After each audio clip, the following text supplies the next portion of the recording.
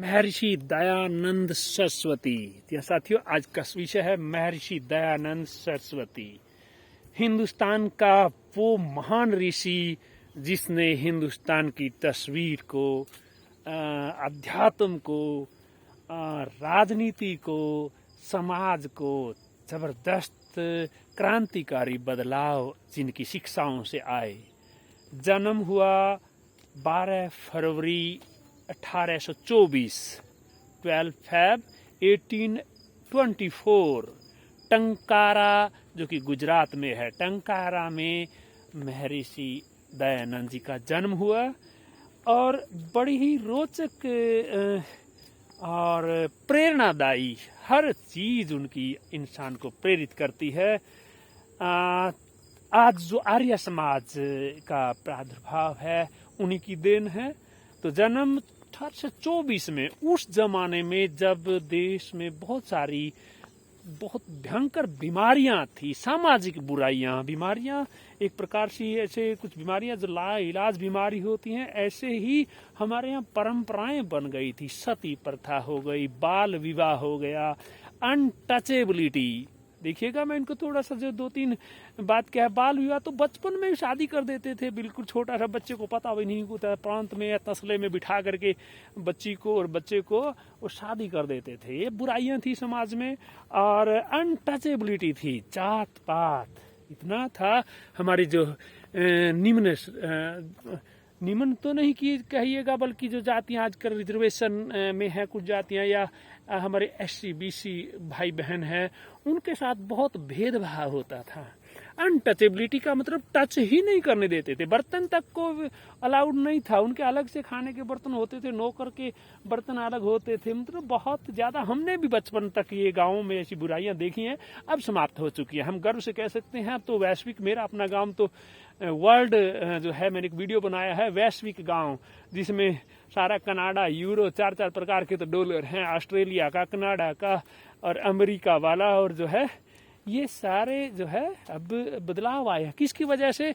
शिक्षा की वजह से। और वही काम किया महर्षि दयानंद ने समाज को शिक्षित करने के लिए।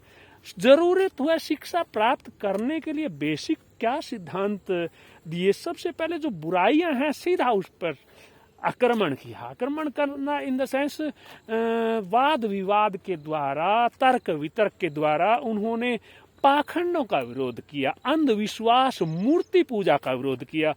कहते हैं उनका नाम, बचपन में नाम था मूल शंकर। महर्षि दयानंद का बचपन का नाम था मूल शंकर। कहते हैं दिवाली के दिन जो पूजा पाठ होती है, एक चूहा आकर के मूर्ति पर, गणेश जी की या शिव जी की जो अभी मूर्ति पर जो है अपना उनसे प्रसाद उठा कर खा रहा है चूहा। वो कहता है कि जो भगवान अपने चूहे से रक्षा नहीं कर सकता, हमारी क्या रक्षा करेगा? तो उन्होंने गहन अध्ययन किया, गहन चिंतन किया, वेदों का अध्ययन किया, पूरे हिंदुस्तान में घूमे, बड़े बड़े संतों महात्माओं के साथ विचार विमर्श किया और उनके अपने गुरु की शरण में बहुत सारी शिक्षाएं ली। तो जो है गुरु वीरजानंद जी हैं, तो उनकी शरण में उन्होंने बहुत जो शिक्षाएं ली, उससे जो देश को, समाज को जरूरत थी उसके लिए शुरू हो गए शिक्षा का प्रचार करना।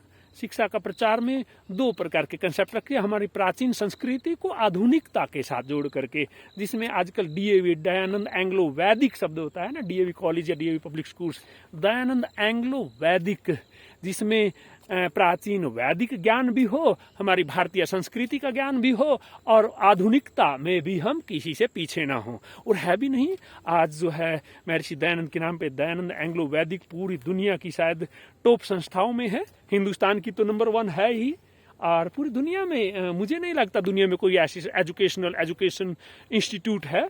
बोर्ड्स हैं, CBSE है, हरियाणा बोर्ड है, लेकिन दयानंद एंग्लो वैदिक जो है, और जिसमें एक सिस्टमैटिक, मैं इसी परिवार का सदस्य रहा हूँ, मेरा सौभाग्य रहा है कि मैं इसी परिवार में पला बढ़ा, स्टूडेंट्स लाइफ मेरी इसी जो है एंग्लो वैदिक संस्कृति में रही। हाँ, फिर कहते हैं कि आप तो श्याम के और कान्हा के प्रिय हैं, वो मेरा विषय है पर्सनल, क्योंकि मेरा बचपन से मेरा आदर्श पुरुष भगवान कृष्ण, जिसको योगी राज कहते हैं, मुझे विशेष लगाव है। आई डोंट नो क्यों, बचपन से ही वो बचपन का प्यार जो है हमारे अपने कान्हा के साथ है, हमारे श्याम के साथ है। आज खाटू वाला जिनका आजकल प्रचार प्रसार है, उनके साथ है। तो महर्षि दयानंद ने शिक्षा के क्षेत्र में अहम योगदान दिया, खासतौर पर महिला शिक्षा।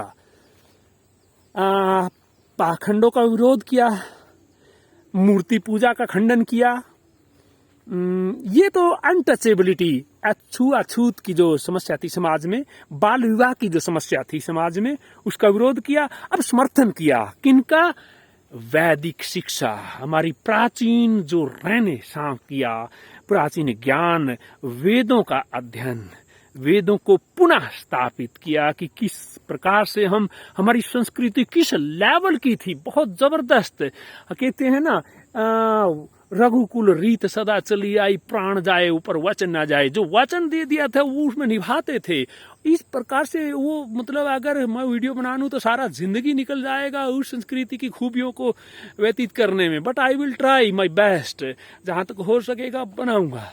तो वहां महर्षि दयानंद ने वेद ज्ञान को पब्लिक के सामने एक महान ग्रंथ लिखा जिसका नाम है सत्यार्थ प्रकाश, यानी कि सत्य पर प्रकाश डालना, सत्य के अर्थ पर प्रकाश डालना। सत्यार्थ प्रकाश में बहुत जबरदस्त ज्ञान की बातें हैं। और लास्ट में महर्षि दयानंद जी ने कहा है कि वर्तमान में ये बातें मेरे अनुभव, मेरी स्टडी, मेरे ज्ञान के अनुसार सत्य हैं। आने वाले समय में कोई बदलाव हो सकता है और मैं स्वीकार करने के लिए तैयार हूं। तो वहीं से कंसेप्ट आ जाता है, क्योंकि उस जमाने में पाखंड बहुत ज्यादा था, मूर्ति पूजा बहुत ज्यादा थी। अब मेरा अपने आर्य समाजी बिरादरी भाइयों से एक बार बहस, क्या विचार चर्चा होती है, वैचारिक जो बहस होती है, क्योंकि तभी जाकर कुछ नए विचार आते हैं जब हम विचारों पर डिबेट करते हैं। तो वहाँ क्या गया था कि मैंने सवाल किया एक संत से, हिसार की बात है, आर्य समाज में हवन यज्ञ के बाद जो प्रचार चल रहा था, सवाल जवाब की बारी आई तो उनसे पूछा था कि ये भगवान कहाँ कहाँ मौजूद है। उन्होंने कहा कण कण में मौजूद है। तो फिर मैंने कहा भगवान जब कण कण में मौजूद है, मंदिर में क्यों नहीं है? मंदिर में क्यों चला जाता है कहीं भगवान, जहाँ पर धूप बत्ती, अगरबत्ती, फूल, फ्लावर, घी का दिया लगा हुआ है, वहाँ भगवान क्यों दौड़ जाता है हमारे अपने समाज के लोगों की नजरों में? तो थोड़ा सा वहां पर तो कन्फ्लिक्ट हुआ, लेकिन मैंने ज्यादा बहस ना करके ये कहा जब भगवान सब जगह है तो मेरी भारतीय संस्कृति है, सनातन संस्कृति, जहां हम एक प्रकार का माहौल बनाते हैं, मंदिर बनाते हैं और मंदिर में फूल आदि रखते हैं, अपने योगी महापुरुषों के चित्र रखते हैं, उस प्रतीकात्मक रूप से उनको वहां हम मेडिटेशन एक वाइब्स क्रिएट करते हैं जिससे आध्यात्मिक फील हो, आदमी सांसारिक भाग दौड़, झूठ, कपट, इन चीजों से उभर करके वहां सुकून और शांति पाता है। तो वो एक विषय इसी से रिलेटेड महर्षि दयानंद ने, ये बात मैं कह रहा हूं आखिरी अध्याय में जब कहा था कि सत्य जो है मेरे अनुभव, मेरी शिक्षाओं के आधार पर अभी सत्य है, आने वाले समय में मेरी बात कोई अन्य नया रूप या नया अर्थ लेती है तो मैं उसे स्वीकार करने को तैयार हूं। तो वो स्वीकार मेरे महर्षि दयानंद मुझे, जहां तक मैंने स्टडी किया, जहां तक मैंने अपनी समाधि मेडिटेशन किया है, लगभग 8000 आवर्स से ज्यादा हो गए हैं, काउंट करके देखे था एक दिन। तो वहां पर वो कहते हैं कि नहीं, जब भगवान कण कण में है तो मंदिर में भी है, फूल में भी है, अगरबत्ती में भी है, खुशबू में भी है, हवा में भी है, तो उसको स्वीकार करना होगा। हाँ, बिजनेस पाखंड बिफूलिंग करना लोगों को, वो महाअपराध है। बाकी उस सत्ता को स्वीकार करना होगा। ये देखिए, ये सत्ता काली घटाएं छाई हुई है और मैं अपने महर्षि दयानंद को याद कर रहा हूं। हे महान ऋषि, मेरी बातें आप भी सुन रहे होंगे कहीं ना कहीं। तो बात आई शिक्षा के क्षेत्र में प्रचार के लिए और समाज कल्याण के लिए, राजनीति के क्षेत्र में देश की आजादी। देखिएगा उनके महान अन्यायी जैसे लाला लाजपत राय ने जो कहा था स्वतंत्रता मेरा जन्मसिद्ध अधिकार है और मैं इसे लेकर रहूंगा। तो ये स्वतंत्रता और ये समानता, हाँ, समानता पर बहुत जोर दिया महर्षि दयानंद ने कि हम सब बराबर हैं, धर्म, जाति, क्षेत्र, इन सब चीजों से उठ करके we people are equal, human beings हैं, हम सब समान हैं। समानता पर जोर दिया। बच्चों के और लड़कियों की, महिलाओं के गुरुकुल, लड़कियों के गुरुकुल, लड़कियों की शिक्षा पर, महिला एम्पावरमेंट पर जोर दिया, क्योंकि बहुत था सदियों से जो पिछड़ा हुआ समाज था, समाज का महिला वर्ग था, उसको उत्थान के लिए बहुत सारे कार्य किए। तो महर्षि दयानंद के कार्य निश्चित हिंदुस्तान का जो मॉडर्न हिंदुस्तान है उसमें बहुत अहम योगदान है। देखिए इन्हीं चीजों को जो देखते हुए क्योंकि जगह जगह डिबेट होती थी, विचार विमर्श होता था, मूल शंकर से महर्षि दयानंद बने, सत्यार्थ प्रकाश लिखा, हिंदुस्तान में विभिन्न आंदोलन हुए, सत्यार्थ प्रकाश की शिक्षाओं का प्रसार हुआ, और उसके बाद शिक्षा के क्षेत्र में एक सही सिस्टम बनाने के लिए राय ली गई। तो जिसके बाद 1875 में आर्य समाज की स्थापना की गई, ताकि आर्य विचारधारा को एक संक्षिप्त रूप दे करके, ताकि आम आदमी उसको ग्रहण कर सके, आम आदमी फॉलो कर सके। हालांकि उसमें अभी भी जो हिंदुस्तानी सनातनी समाज मानता है कि थोड़ा टफ रास्ता है, लेकिन एनी हाउ टफ नहीं, बेहतर आर्य तब है। जब अगर हम आर्य का मतलब होता है श्रेष्ठ, अगर दुनिया में श्रेष्ठ बनना है तो हमें कुछ तो अलग से करना होगा ना। तो वो आर्य तब के सिद्धांत, चाहे उसमें इदम नम्मा की बात है, चाहे वो संगठन और संगठन की बात है, वो सारी बातें आती हैं। हवन यज्ञ की बात आती है, ताकि हम एक बैठ करके विचार विमर्श कर सकें। फिर आता है जो है 1875 में आर्य समाज।